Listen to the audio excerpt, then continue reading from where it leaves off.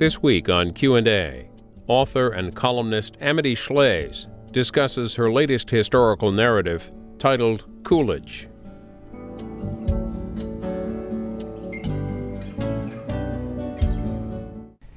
Amity Shlaes, author of Coolidge. When did you first get interested in this president? I was writing my recent book, Forgotten Man, and everything was broken. Forgotten Man is a book about the 30s and how the economy was broken. And I thought, what happened before? And there was a period when it was fixed, and that was the 20, and that was Calvin Coolidge's. So I thought, this is the prequel. I've got to go back and figure out what went right in the 20s. Before you do that, talk about him. I mean, you read about him today, and I guess the first question I'd ask, could he be elected president today? I think so. That's really the challenge of the book, whether we can choose someone who's as principled as he is as president.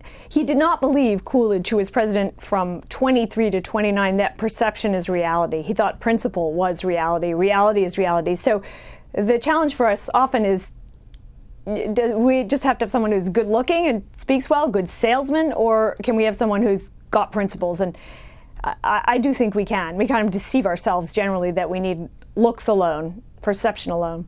Who did he put around him? Very important question. Coolidge came into office from being vice president. Unfortunately, the president, Warren Harding, died. So there's a cabinet there, and some of them are compromised. We remember Harding was a period of scandal. So do you keep them? And the modern position might be, our political advisors would say, clean sweep, right? Broom out, get them out, so you will have the appearance of integrity. But Coolidge also prized respect for Harding. Those people weren't condemned yet, innocent till proven guilty, and continuity for the sake of the people and markets. So he kept the cabinet for a while. Eventually, some people left. Doherty, you see the Secretary of the Interior left. The figures who were compromised in the Harding administration eventually left. And Coolidge did have an investigation. He named a bipartisan team, that's very modern, to look into corruption in the Harding administration. But he thought first of continuity when he became president that moment in August 1923. Who was his Secretary of the Treasury? Well, that was the same guy. That would be Andrew Mellon, who was his and Harding's before him, and Hoover's after. Mellon was a great figure, like Alan Greenspan today, or Ben Bernanke, though he was Treasury Secretary. It was said of Mellon that 3 presidents served under him. He was, how does that relate to the Mellon name that we know now, the Mellon Bank? Who was Mellon? Mellon was a very wealthy man. He made much of his money. He created an empire in Pittsburgh of steel. Aluminum was Mellon's. Mellon was also what we might call a venture capitalist. He would give a man money if a man had a good idea, see what happened, maybe in the end sell his share when the man succeeded. But sometimes he butted in, sometimes he didn't to the process, but he loved new ideas. He created a whole institute to generate patents, very production-oriented, not just what we say a rent seeker, not just someone who bought what other people had and held on to it like a monopoly, a creator of wealth. So Mellon came to this job, the job of Treasury Secretary, with a wealth of experience from the private sector and a few convictions. And his best partner among the presidents, I believe David Kennedy, and the Mellon biographer would say this too, was Coolidge, who understood Mellon. One thing we have to admire about Coolidge is he knew how to work with other men. It wasn't all about Calvin. He died at age 60, right after he got out of the presidency. What happened? What was his health like? Well, a lot of them did. I think we're blessed with the angiogram. We're blessed with statins, with Crestor. Men now know exactly how well their heart is doing, and it's pretty clear he had something cardio going on. You see men dying all the time in politics, and especially in the presidency. Then Harding died essentially from Coolidge said Harding was tired out, wore himself out. His predecessor, Wilson, had that terrible stroke and never really recovered. So the 2 preceding presidents had been killed. Coolidge was proud he made it. I don't think he was aware of the extent to which his heart was bad until the end. Something was really wrong. We've got some video that was spoken by Calvin Coolidge at the White House. It may have been the first video of the president speaking. Let's watch so people can see what he sounded like and looked like. I want the people of America to be able to work less for the government and more for themselves. I want them to have the rewards of their own industry. This is the chief meaning of freedom. Until we can reestablish a condition under which the earnings of the people can be kept by the people, we are bound to suffer a very severe and distinct curtailment of our liberty. Again, forget the principles that he had, but no teleprompter, reading off a piece of paper, somewhat halting, high voice, all that. You think he could make it in a television age? I do. He actually, they wondered that about him then. Of course, the new technology then was radio, and it turned out radio was a blessing for him because he had a little bit of wire in his voice, they said, and it cut through. It's apparently a very good radio voice. He thought he was on radio there, and he read as though on the radio, but it's more his personality comes through. I don't think we should condemn people if they don't appear to us telegenic. The chapter that I thought was most illuminating about him as a person was, and I'm not sure that you pronounce it this way, the Odin. What is that chapter? This is when you get to college, the outsider, that's Greek. He happened to go to Amherst College, very interesting college. It had a motto, let them illuminate the earth, basically a college for ministers or future ministers, generally Congregationalist, although there were other denominations there, in Massachusetts. And Coolidge went down there, and at the time he went down there, it was a Greek school. By Greek, I mean it had a lot of fraternities. The fraternities were all over, and most kids were in them. And what's interesting about Calvin, and this is all the way through his life true, Brian, he didn't seem like he was going to make it. He got there, he kind of thought he should be in a fraternity. He wrote his father, we have a letter saying something about that before he got there, and then he wasn't chosen. So imagine being in a very Greek school with boys richer than you and being kind of shy. He wasn't chosen, and I think this is partly, we think of this when we see our families, wasn't sure he wanted to be chosen, wasn't sure he wanted to give up that much of himself to a group. But it's always nice to be asked. And he was quite disappointed, I think, when he wasn't asked. And there's an interesting story there. There was another boy at Amherst at that time called Dwight, who was actually poorer than Calvin and maybe shorter and had a little physical disability. But Dwight was a happy boy and much loved and went into a fraternity, and Coolidge knew him. They ate lunch together once in a while. And apparently Dwight blackballed Coolidge at one point for a fraternity. When Coolidge was going to come in, we have a letter that says so. Dwight said, not him, I'll take the other one. Well, Dwight was one of those friends you have who thinks it over and changes his mind and has great regret. And Dwight decided he had underrated Calvin, and that Dwight was Dwight Morrow, who then went to law school, became a big partner at J.P. Morgan. In fact, when J.P. Morgan was kind of down, Dwight liked underdogs.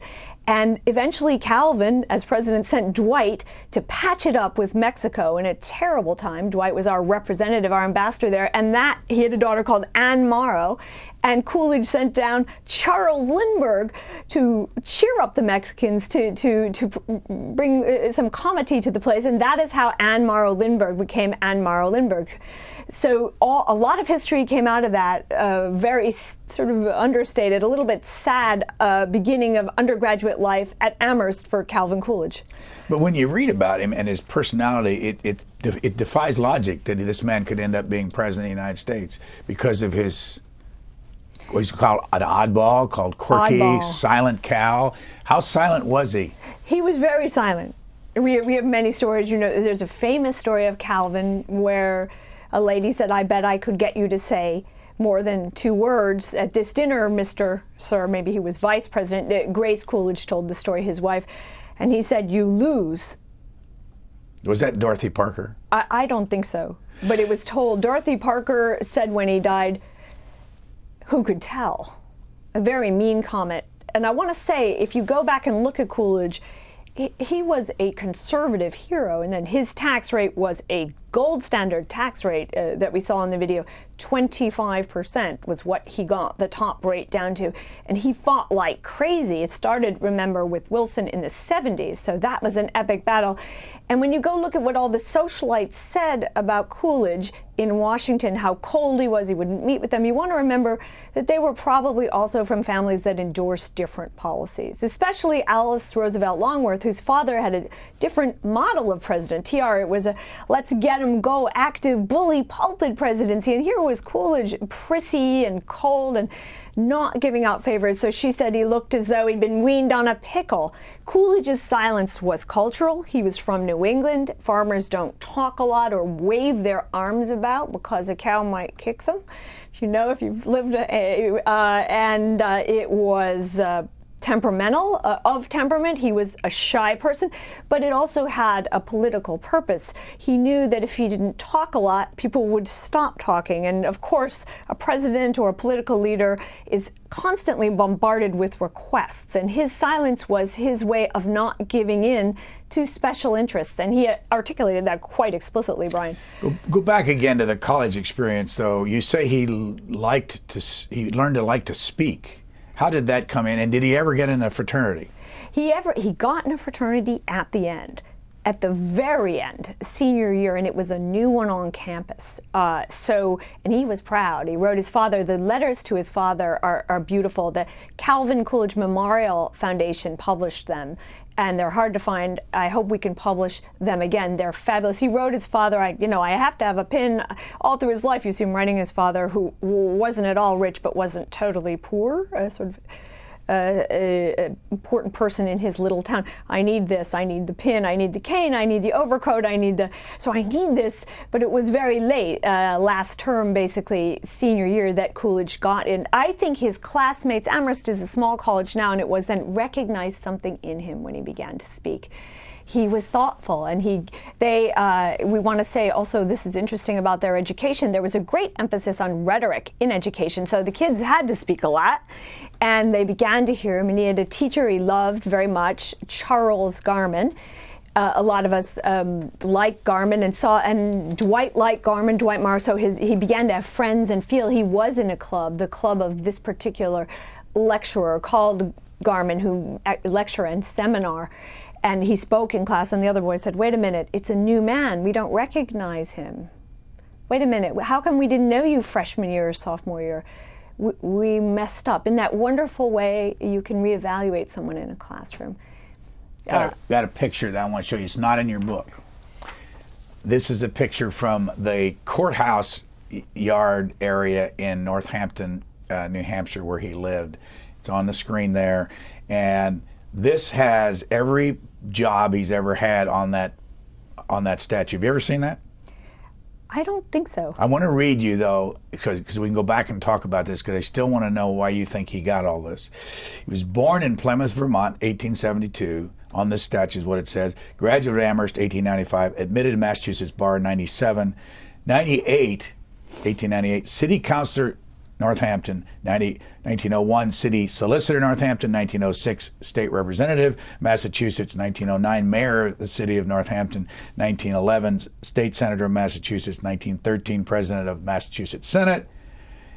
1915 to 17, Lieutenant Governor, then Governor of the State of Massachusetts, 8 and 18, and went on to be Vice President in 1921 and President in 23. I've never seen anything quite like that, where somebody's had that many jobs leading up to president. And he almost never lost. How did he do it? He told someone, you have a hobby? My hobby is politics. Running for office is my hobby. One thing was the Republican Party and the Democratic Party were different, and there was a path. If you helped the others, they helped you. He was in the party. It was a club. It wasn't to be entirely looked down upon the way we learned in school. Even then, the progressives said he climbed the greasy pole of Massachusetts politics. It wasn't just that. There's some good in the party. The party trains you. It helps you work efficiently. But it's also his incredible personal perseverance. And that's what I try to get at in the chapter about his time in Northampton, Mass. That was the county seat. So after college, he looked around. He couldn't really afford law school. Kind of bugged his father about it. They couldn't really afford it. So he went to read the law the way they did then. You could clerk and pass the bar that way with a firm of two men who liked Amherst and had been there and were important lawyers in the town running for office themselves. And he looked around and learned about his county seat. Why don't I just try this? Whereas Dwight Morrow, his friend, went to law school at Columbia and then went to important sort of Wall Street bank, law firm, and then a bank. So this was the old way, the Thomas Jefferson kind of way of serving in the country. Don't be a city doll. That's one of the things they read in college. And he was good to the party. The party was good to him. He learned pragmatism. He practiced law on and off the whole time. He was very careful not to be corrupt. One of the issues of his youth, and remember, his youth is the Progressive Republican Party, so he's looking at it, and you can see a progressive record in Coolidge, whether he's a state lawmaker, let's do this about milk, or he worked on busting trusts in theaters, if you can imagine. They saw trusts everywhere in the progressive era, and the hero of that era was Theodore Roosevelt. So he's thinking, is this a good policy or not, what progressives do? Hate the big, fight the big, reform government and clean it up. Well, he kind of liked that part, and he certainly had to work in it because he was often assigned to clean up government, to prune, to shut down offices. But he's evaluating this the whole time. I want to mention he had a mentor who was also silent. I didn't know this till I began to research in Massachusetts at the Forbes Library, where much of his material is. That was called W. Murray Crane. He's a Senator Crane, who helped TR with coal strikes. Crane was of the Crane Paper Company. So he was a businessman, and the Crane Paper Company, there's a thing we used to call the government plant, printed the dollar. So in a very interesting way, Crane knew about the U.S. economy through the dollar, through how much he printed. And Crane, too, was silent, rarely spoke. He was the Western Massachusetts leader versus the Boston leader in Massachusetts politics, and that was Coolidge's mentor. How much of the crash of 1929 could be blamed on Coolidge? He left in, what? March of 29, right? So you imagine the stock market, we look at this at NYU Stern where I teach, the stock market was 100 for a long time. Then it went up, 200, very high. Coolidge had seen a lot of recessions. It doubled. That's sort of like our 90s, for example, or also after wars with Napoleon. If you look in past, you see incredible doublings. Then it went to 381. That would be September 29. Coolidge didn't approve of that. He'd seen a lot of recessions. He'd spent a lot of his life with the stock market at 100 or below. He knew every sinew in him knew that was wrong. He just didn't believe it was the job of the chief executive to intervene. It was the state of New York, where the New York Stock Exchange was, where the Dow would be, the Dow Jones Industrial. He knew the owner of the Wall Street Journal, Dow Jones, Clarence Barron, but he didn't think the president or the Treasury Secretary was really in charge of that.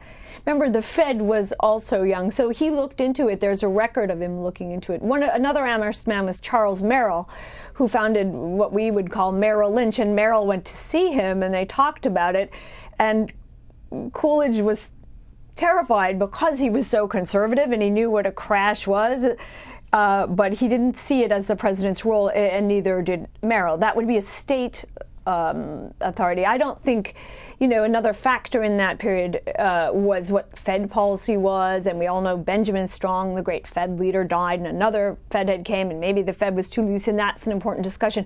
But I do not blame this on Coolidge in the least, and one of the important factors you always want to look at is, was the growth in the 20s real, or Great Gatsby's coming out now? Was it all champagne and a lie? The 20s growth was real.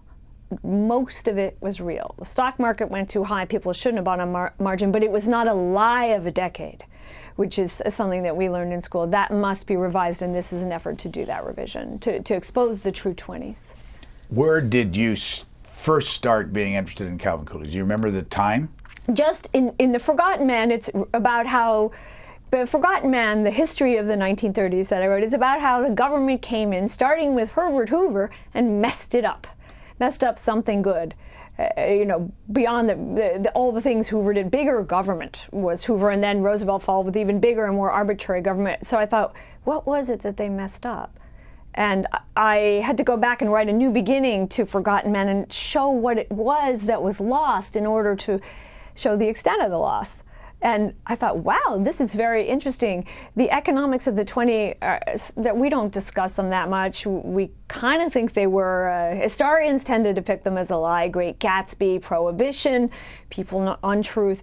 Economists tend to say, wow, that growth is interesting and real, most of it. And we talk about, for example, RCA, Radio Corp, was described in some of the books, the crash of the stock, as a big lie, just a bubble.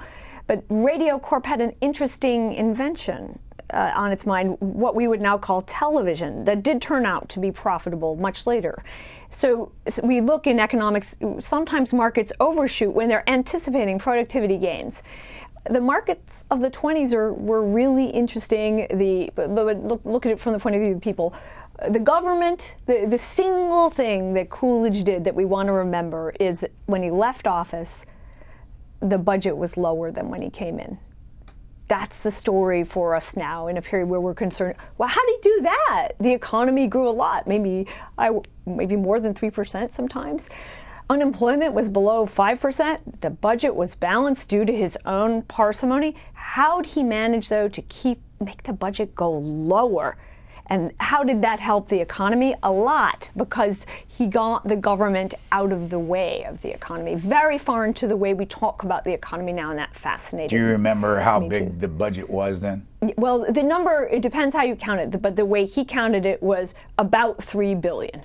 So you want to say about, and then it would be less than 5% of the U.S. economy, and he was going to get it down to $3 billion, and that was his grail, his holy grail. And he had, and the reason this book is so long is the middle section of the book is about his effort with another New Englander, who was General Lord from Maine, to cut the budget. They didn't just cut the tax rates. They cut the budget. And this is different from our modern supply-siders who tend to put the tax rates first. Coolidge always twinned them. And you'll see a photo somewhere of 2 lion cubs he had. Someone gave him 2 lion cubs. He said, you can't just cut taxes. You have to cut budget. And those lion cubs were named Budget Bureau and Tax Reduction. Where did they reside? They resided in the zoo. They sent them to the Coolidges loved animals, but they sent a lot of them to the zoo pretty soon. We'll come back to Calvin Coolidge in a minute, but let's go back to the Amity Shlaes story. Where did you grow up? I'm from Chicago. Where did you go to college? I went to Yale College. When you first came to us in 1990 or so, you appeared on this network. You were back from Germany. How long did you spend in Germany? I spent a few years in Germany. I fortunately had a fellowship after college in Germany and got to do some journalism, and then I joined the Wall Street Journal. And I'm interested in Germany now, too. I'm interested in East Europe, what we used to call East Europe, and the future of democracy and freedom there and all that they've achieved and what happened. So my first work was on Germany because I had studied German, and I worked as a journalist and wrote a book about Germany, The Empire Within, about Germans' conception of who they were around the time of German unification. I want to show you yourself. Oh, I know. Well, that's not very kind to do. In 1993, 20 years ago. Here you are. I think the country will do just fine. Right now, people say that it'll be a big curve after reunification because of all the troubles that they have, and I'd say they're going to be at the bottom of the curve this year. And within 5, maybe 10 years, Germany will have consolidated. It will be a stronger country for the reunification. But they are going through a true recession now. How'd you do then? They did fine. They did better than we thought. I'm wondering now if Germany will come out of the euro. Maybe Germany is setting the model for for future economy. Germany's being like Calvin Coolidge because Germany is the saver country of Europe. The question is how much can it do to save Greece, to help the spenders. From that time, 1990, in that era, your life has changed dramatically. You dedicate this book to Eli, Theo, Flora, and Helen. Who are they? Those are my 4 children. My 4 children with my husband, Seth Lipsky, the journalist and editor. And our oldest son goes to the University of Texas. Our second son is a cadet at West Point. We have a daughter, Flora, who is in high school, and Helen is in, 6th grade.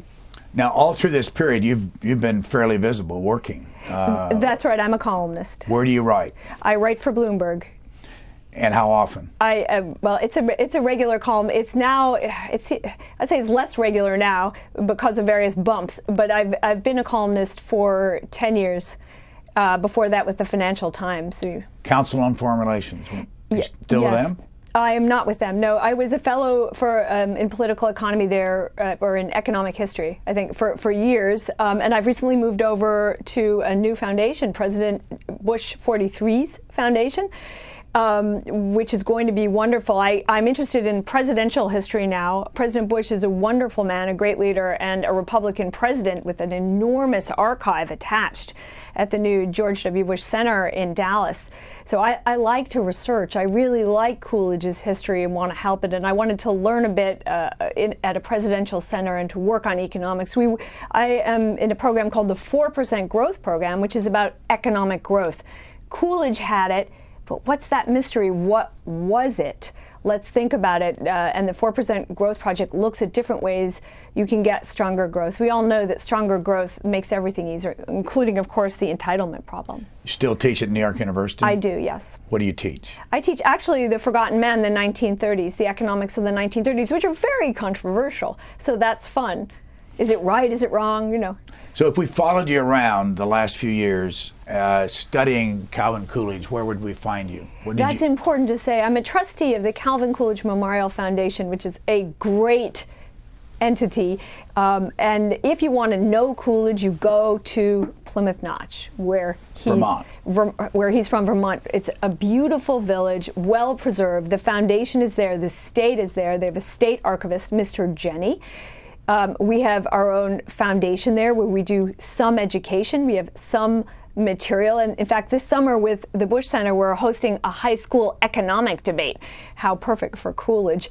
Around the time that's the anniversary of his midnight swearing in by his father in early August. So a lot of young debaters will come from a Dartmouth clinic over and debate at the Coolidge place. Once you've been to Plymouth Notch, you see how simple his background was. His father rode him down the road 10 miles, bumpy road, snow, freezing sleighs to get him to high school, and what he overcame to become president. I want to mention some other Coolidge places, though, beyond the Forbes Library in Northampton, Massachusetts, which has been a great partner for me and helped me. There's also the Vermont Archive in Barry, Vermont, where many of the Coolidge family papers can be found, well taken care of. I encourage a visit there, too, to any Coolidge scholar. I want to ask you a question about something in the acknowledgments and what you think Calvin Coolidge, who was so frugal, personally, would think. You got a grant from the National Endowment for the Humanities.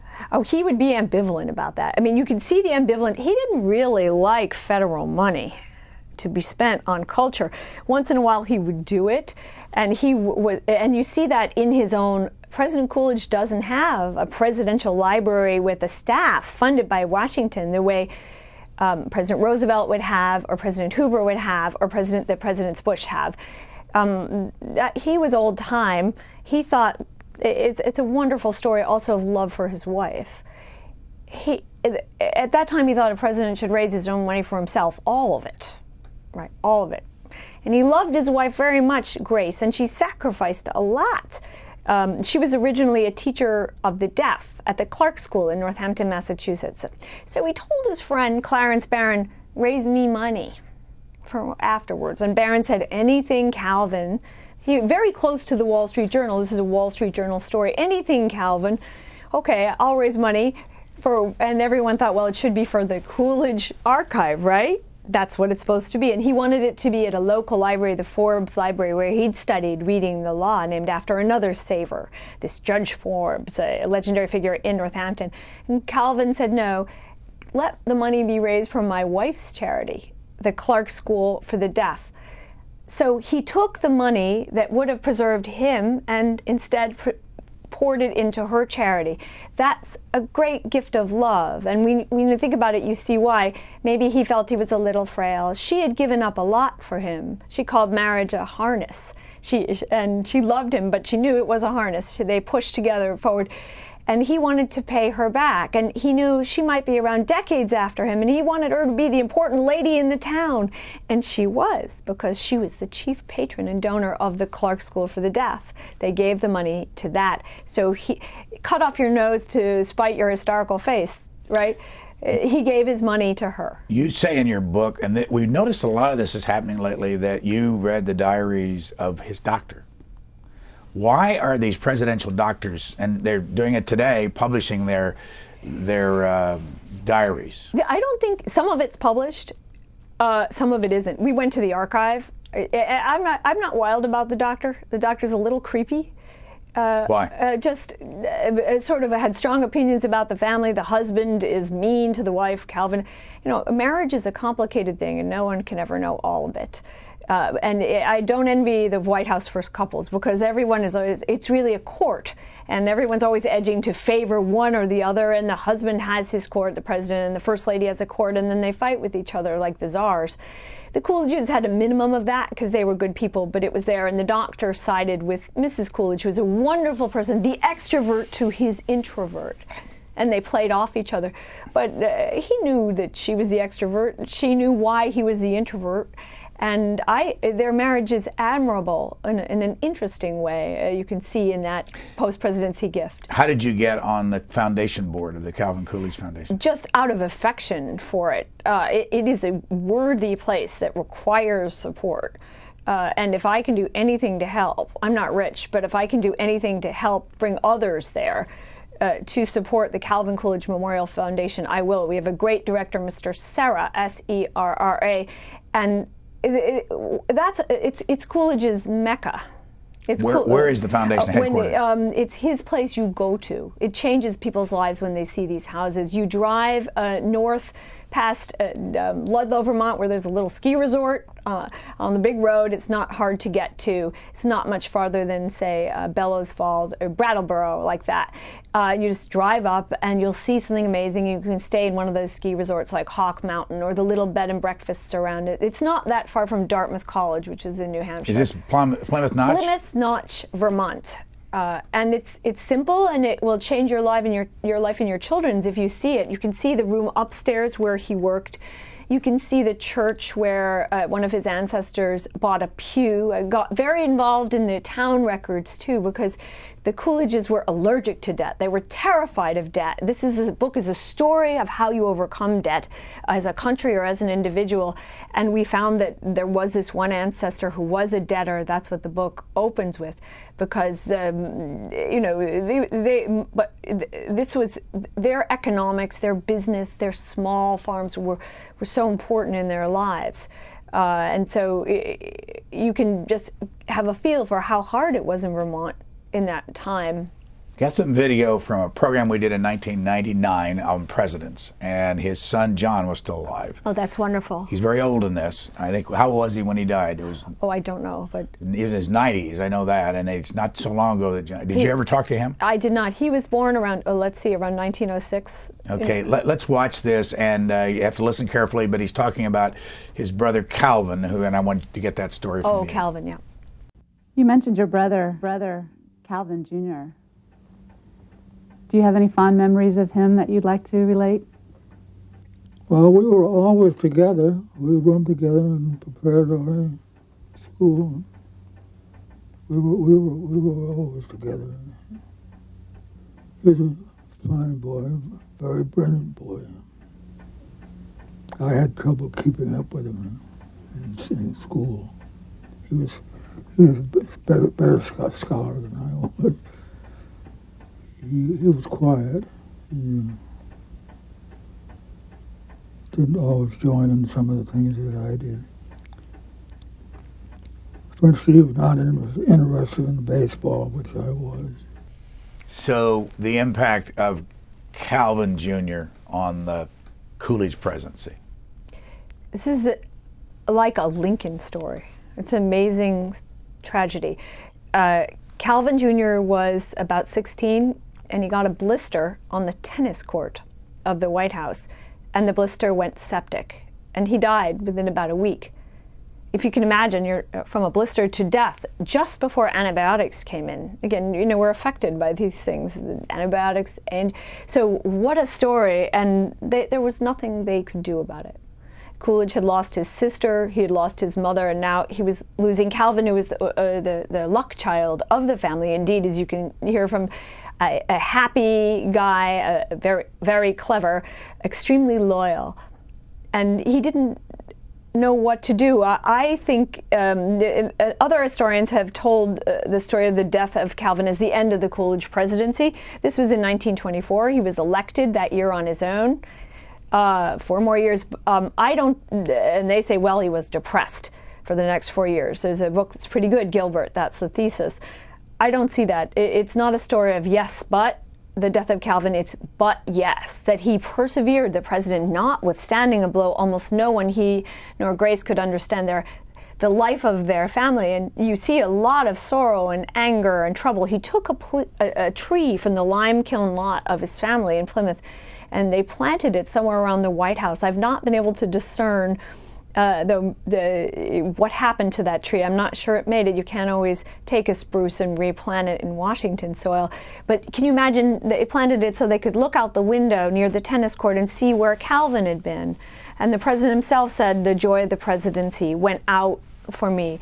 But I see him pursuing in a grand campaign, his Civil War was the tax campaign. He poured his energy into that instead and did prevail in the tax campaign in 1926. He won the presidency outstandingly. Can you imagine your son dies and then you win in 1924 as president, beating the third party, the Progressive Party, and the Democrats combined. The Republicans had the absolute majority in 24, even though a lot of the progressives were former Republicans. So he was tremendously popular because of his perseverance in part. But this story of Calvin, it just came over them. And you can see after the presidency, Mrs. Coolidge felt free to write about Calvin, which she hadn't. They didn't go out in sorrow about their child in public. They were very reserved people, very conscious of station. But afterwards, there's a poem that we have that she wrote, and of course it changed their life forever. Calvin said, Calvin was the child who expresses the things you want expressed. But I want to give credit to John, too, for opening the window to Calvin so lovingly, not competing with him. Calvin said when he worked in the tobacco field, that's the photo so someone said, well, if my dad were vice president or president, I sure wouldn't work in any tobacco field in Massachusetts. Calvin said, if your dad were my dad, you would. The Coolidges wanted their kids to work. The Coolidges emphasized virtue. What a contrast. It's a big contrast from the Roosevelts, where the kids ran around the house a lot and made a lot of noise, and it was fun. You can see this from the tell-alls by the servants, but sometimes, were a bit rambunctious. I think they had an animal right around in the White House. The Roosevelts, the Coolidges were rigid with their kids about behaving in the White House in a kind of joyless way from time to time. Coolidge was extremely hard on John, who went to Amherst. And the low point of his life are the letters to John, which are in the Barry archive, where he berates John for not performing well in college. So every tragedy, like the loss of a child, has an effect. They suffered from the loss of Calvin, but they did persevere. And what I like about John, I wish I had known him, was he was so good about preserving his father's legacy. He understood. And he was a wonderful man in that way, with incredible empathy. And for example, the cheese factory in Plymouth Notch, which was the president's father's, they wanted to make money from dairy. It's always a struggle.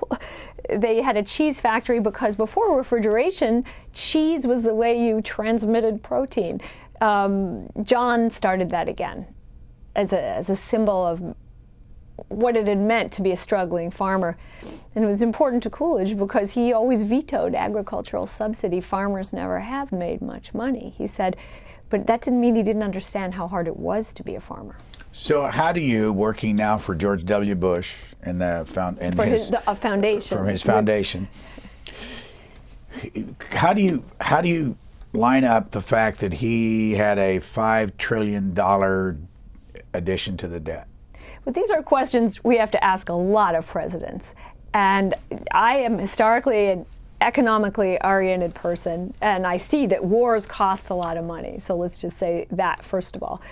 But one of the splendid things about George W. Bush is his great big spirit. So if I came up to the president, and I don't report to him, it's a real foundation doing work in many areas, including, for example, curing cervical cancer in Africa, and said, President Bush, you were wrong about Medicare Part D. He would say, well, maybe I was, or maybe he would say I wasn't wrong, but he has no trouble creating an intellectual home for people with different ideas who might say something that might not be totally where he was or flatter him. He is very much like Coolidge. He is not a narcissist. He is not a vain man, President Bush. He wants to serve. And there's a connection there with both Bushes and Coolidge. It's their sense of service, their spiritual side, I would say their piety. They know that it's an office that we're serving, and I see in President Bush, too, a very little vanity about the foundation. That's like Coolidge. After Coolidge was out of office, it wasn't about him. And that's incredibly hard to do. Once you've been the most important person in the world, you've got to stay. We all know that person, right? Once you've been on television all your life, very few people are not vain afterwards, excepting you, Brian. So how do you overcome that and suppress vanity and serve? This preoccupies President Bush. Okay, well, let me make another connection here. Yeah. Vice President Bush became president in many people's eyes because he was the vice president with Ronald Reagan. And then his son, George W. Bush, became president because the fame of the name Bush.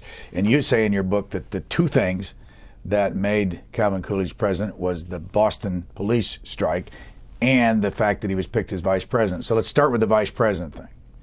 How did he, and it wasn't a foregone conclusion. How was he chosen? How was Coolidge chosen? Yes. This is very important. Imagine now we have this problem of public sector unions.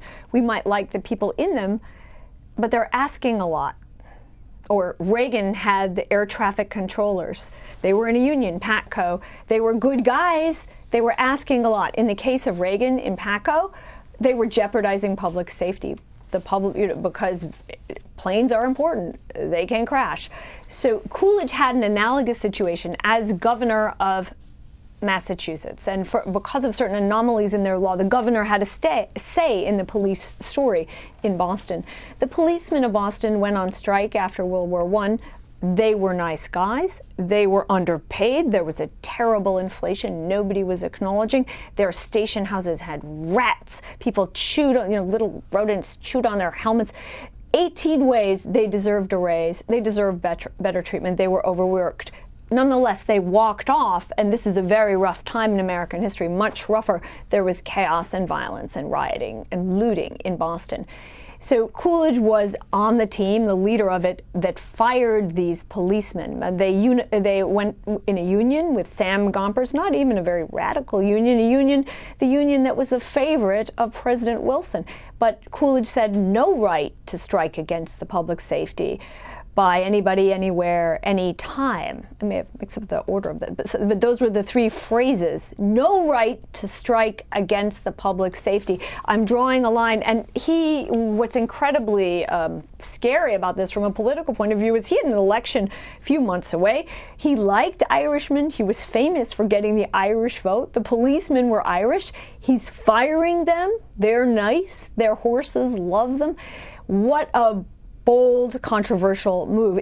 Why was it at all good? Nobody knew at first. The reason that it was good is there's a limit to what a public sector union should do, and jeopardize a city's safety is too far. And after that move, the unions in the cities, when they didn't do that anymore, and the cities felt safer, and commerce was easier after that rough period. He received national recognition, including from Wilson, who waffled on the same issue, for his bravery. He did win election again, even though he had turned his back on these Irishmen, even though he felt terrible about it, and that gave him national stature, and it's why he was chosen. He thought he would be chosen for president. So, well, you paint a picture about Woodrow Wilson going across the country promoting the League of Nations at the same time that Coolidge is governor of Massachusetts dealing with the strike. And how did they stay in touch in those days, and what did Wilson contribute to that whole debate? Well, that's interesting. They didn't really stay in touch. I mean, Coolidge might call the Navy or somebody, War Department, for help. And you do see some traffic from Franklin Roosevelt, who was at Navy, in this whole issue of the strike and the port city, need to police it, need to feed it, would there be a general strike? But Wilson communicated through Sam Gompers, who'd gone to Versailles, who was the Union statesman, his friend who had kept labor quiet during the war. Well, let me just back up a little bit for you. Samuel Gompers was, what did he run? American Federation of Labor. AFL. So he was the good labor guy. And why would he have gone to Versailles? What was going on in Versailles? Well, because the future of European workers and American workers is important. We knew that there was going to be revolution in Europe. There was already revolution in Europe. You think of, imagine the Soviet Union is being formed now. Maybe Germany's going communist too. What year was the Versailles meeting? Well, this would be 1918, 1919, 1920. We had unemployment in the U.S. Our budget had gone up, it was $1 billion, it went to $18 billion, 18 times. We wondered whether we were bankrupt from World War I. All this is going on, so you need to keep the peace, right? And that's what Sam Gompers was. And the police of Boston affiliated with Gompers, thinking they'd be safe doing whatever they did because they were on President Wilson's side. But all those policemen were actually, a whole bunch of them were fired. They were all fired. Any of them hired back? No, except the ones who stayed, the ones we would call scabs, the ones who stayed, not all they hired new ones, and that was to make a point. That's rough deterrent justice of a very old-fashioned variety that we find incredible today. But Wilson waffled, and if you read in that chapter, you'll see him on one day, he's kind of on the side of the public sector unions. He had his own strike to deal with coming, or maybe in Washington, that he was in charge of, Washington, D.C. He was completely preoccupied statesman. I have to keep labor quiet so I can sell the League of Nations, right? Imagine, the way a president would have to, so many issues, choosing among them, very tired, about to have a stroke. And there's these Boston policemen, and he didn't know how to deal with that, and he just kind of puts it off, and the governor of Massachusetts deals with it and said that was Coolidge. And then Wilson says, pretty good, okay, I accept that, because the unions can't go too far. Even Gompers was ambivalent. How was Calvin Coolidge picked to be vice president? Well, he thought he would win, but that was a little... You mean for president? Yes, he did. Because he had this national stature of showing how tough he was, just the way we would have a governor now doing that.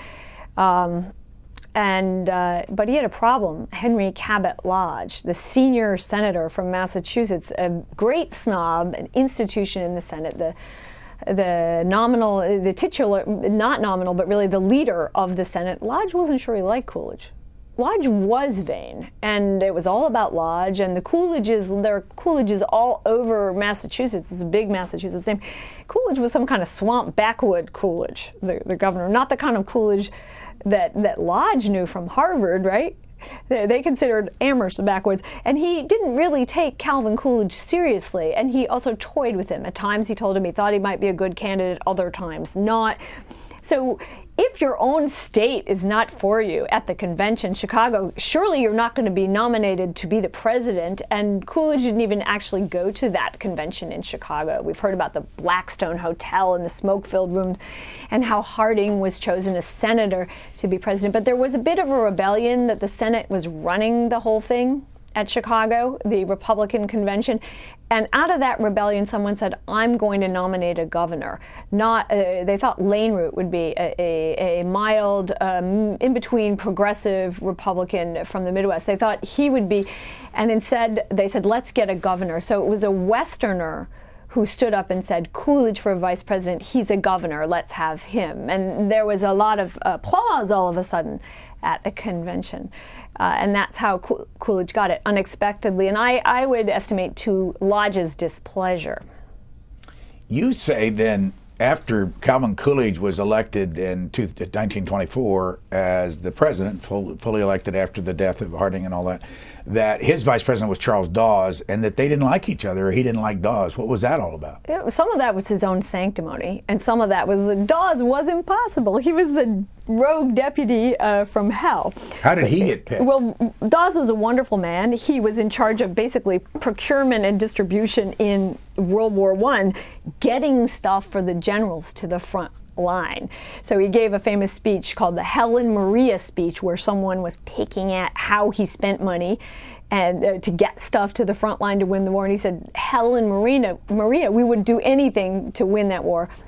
And then he went the other way. He was a flamboyant figure, very good speaker, and was in charge of cutting the budget after the war. And a crucial job we should look at now when we're writing a new budget law, because they had this budget law where they created a budget office, sort of the forerunner to the OMB, but with more power.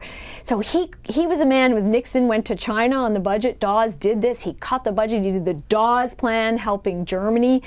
We lend them money. They pay the Germans paid everyone else back. What a statesman, banking family, Chicagoland family. But he was a maverick. He'd go his own way. And what infuriated Coolidge was that Coolidge had some close confirmation hearings planned. And Dawes used his inauguration, we're in inauguration time, to get up and berate the senators for their poor behavior and abuse of the filibuster, essentially. And he antagonized the Senate rather than following his orders from Calvin, his president, to appease, make friends with, grease the wheels for the nominations to come. You tell a story in here, though, about Calvin Coolidge having breakfast at the White House, and a lot of members of the Senate and all calling in sick, not wanting to come. That's right. Well, he wasn't a get-along guy. Harding was a get-along guy, right? So Coolidge comes in, he's a governor. He had presided over the Senate. I don't think presiding over the Senate was fun to him.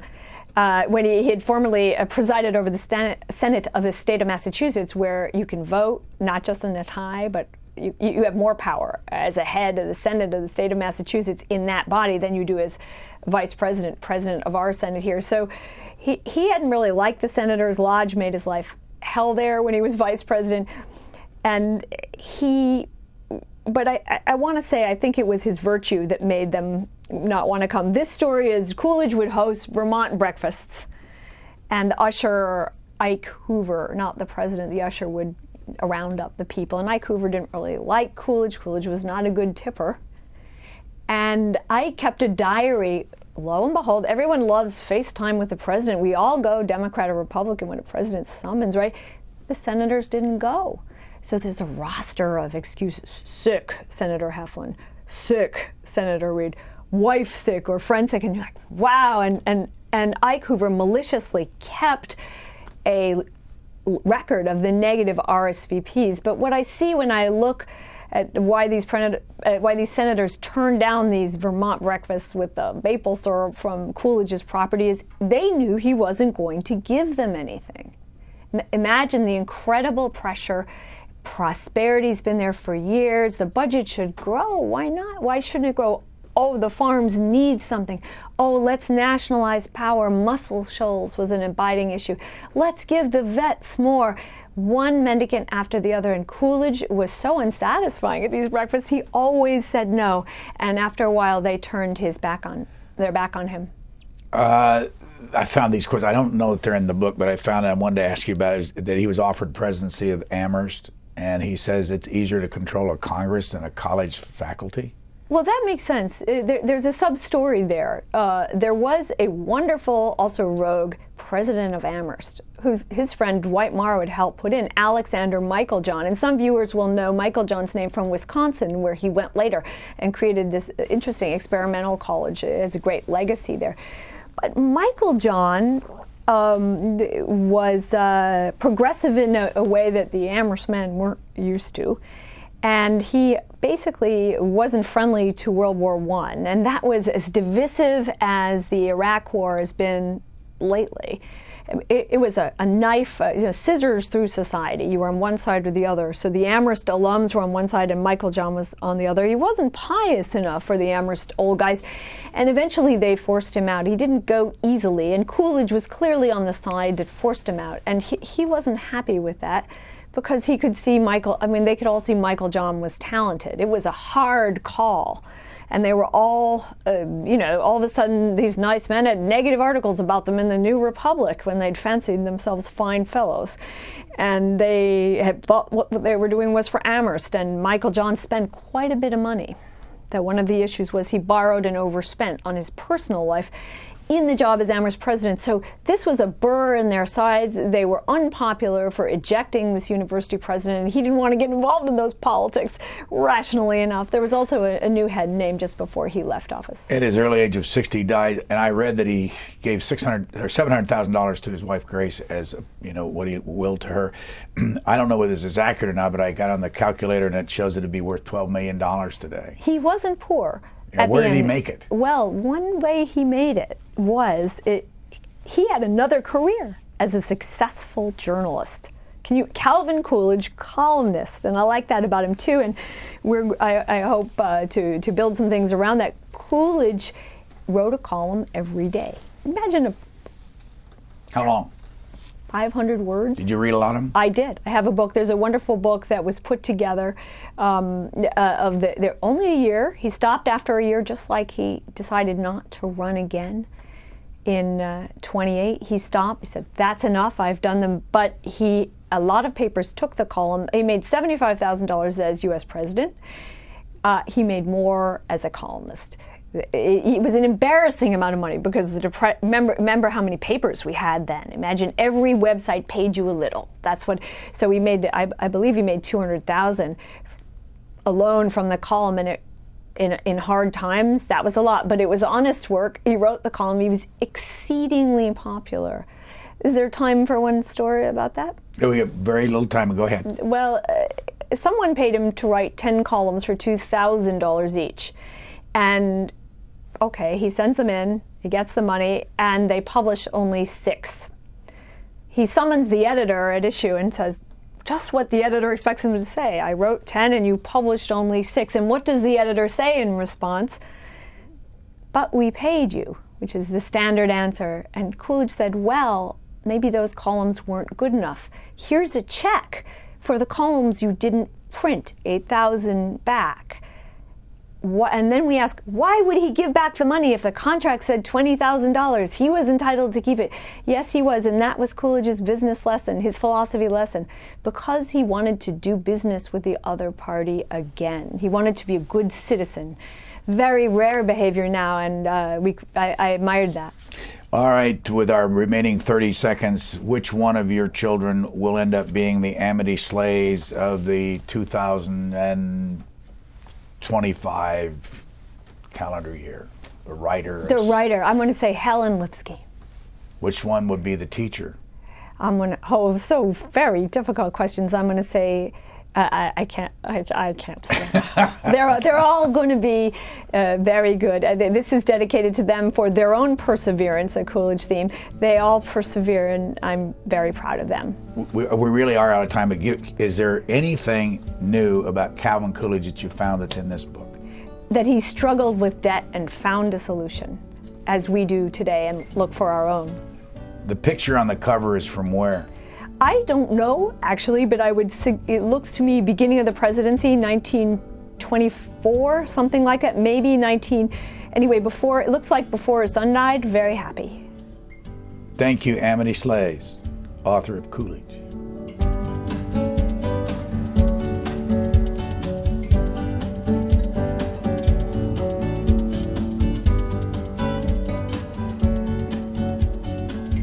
For a DVD copy of this program, call 1-877-662-7726. For free transcripts or to give us your comments about this program, visit us at Q&A.org.